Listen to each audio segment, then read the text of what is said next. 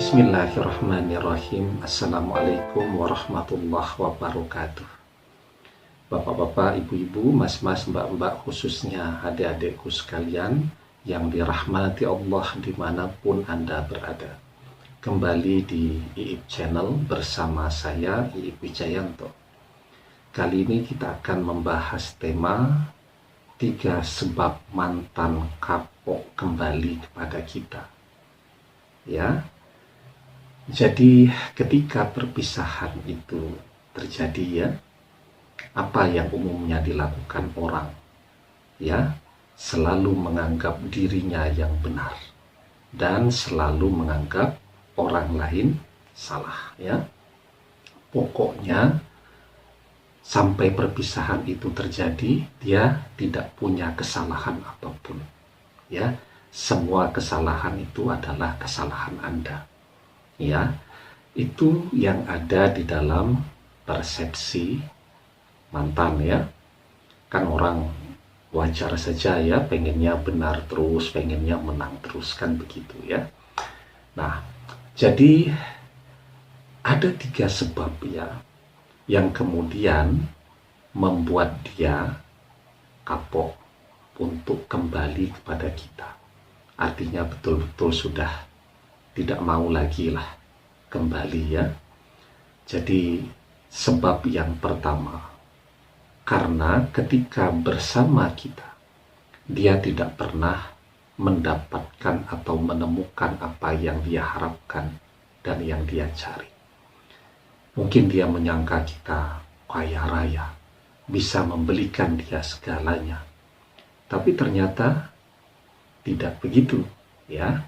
Akhirnya dia kecewa, dan karena kecewa dia akan bilang, saya sudah tahu kok, ya, isi dompetnya sudah tahu, isi rekeningnya berapa, sehingga dia kapok. Karena memang yang dia cari sesungguhnya bukan cinta yang sejati. Yang dia cari adalah materi, ya. Kemudian yang kedua, gara-gara bersama kita, dia menjadi dimusuhi oleh keluarganya. Dimusuhi dan harus bertengkar terus dengan orang tuanya. Harus bertengkar terus dengan adik-adiknya yang tidak setuju dengan kehadiran kita. Harus bertengkar terus dengan keluarganya, ada bude-budenya dan seterusnya. Yang akhirnya membuat dia lelah, ya. Dan ketika kita juga tidak sanggup lagi mempertahankan relasi tadi, yang terjadi perpisahan. Dan setelah berpisah tadi, dia akan mengatakan bahwa dia trauma, ya.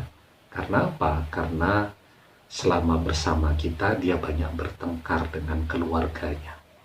Padahal kan kalau orang yang trauma, ya tentu dia tidak akan cepat untuk jatuh cinta lagi. Tetapi ternyata setelah itu dia juga jatuh cinta lagi kepada orang lain.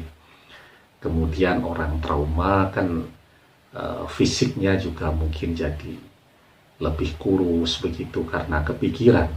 Nah, ini jadi lebih gemuk, lebih sehat dan seterusnya. Tetapi dia akan selalu mengatakan demikian, ya.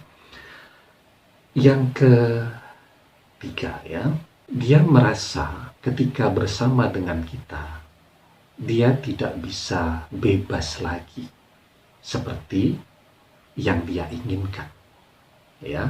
Karena bersama kita kan semuanya diatur, ya. Ini tidak boleh, ini jangan, kalau ini boleh, kalau itu lebih baik tidak, dan seterusnya. Padahal kan itu sesuatu yang baik, ya. Kalau dia belum tahu mana yang baik dan mana yang tidak baik, mungkin karena pengalaman hidupnya yang masih amat sangat terbatas, atau karena faktor usianya yang masih amat sangat muda, mungkin kita sebagai yang lebih tua, ya, yang lebih punya banyak pengalaman akan mengarahkan dia, ya. Jadi sebenarnya bukan untuk mengatur-ngatur dia, tetapi pengen melihat dia menjadi lebih baik lagi. Sebenarnya kan itu sesuatu yang baik dan mulia ya. Nah, tetapi memang ketika perpisahan itu terjadi kan, orang selalu berusaha untuk mengingat hal-hal yang dia anggap tidak baik saja dari diri kita dan melupakan seluruh kebaikan kita tadi ya. Nah, sekarang apa yang bisa kita lakukan ya? Tentu kita berusaha untuk selalu bersabar ya. Di dalam surat An-Nahl ayat yang ke-96, Allah Subhanahu wa taala berfirman, "Ma indakum yanfadu wa ma indallahi baqi. Wala natsiyanna allazina sabaru ajrahum bi ahsani ma kanu ya'malun." Apa yang di sisimu akan lenyap dan apa yang di sisi Allah adalah kekal. Dan sesungguhnya kami akan memberi balasan kepada orang-orang yang sabar dengan pahala yang lebih baik dari apa yang telah mereka kerjakan. Ya.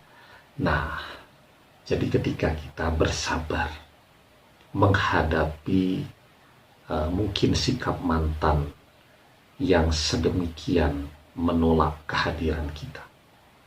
Jadi prinsip ya, kalau orang sedang menolak kita, jangan pernah kita dekati.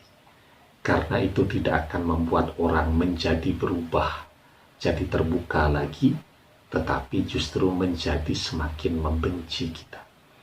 Kita bersabar saja. Kita bersabar, kita mendekatkan diri kepada Allah.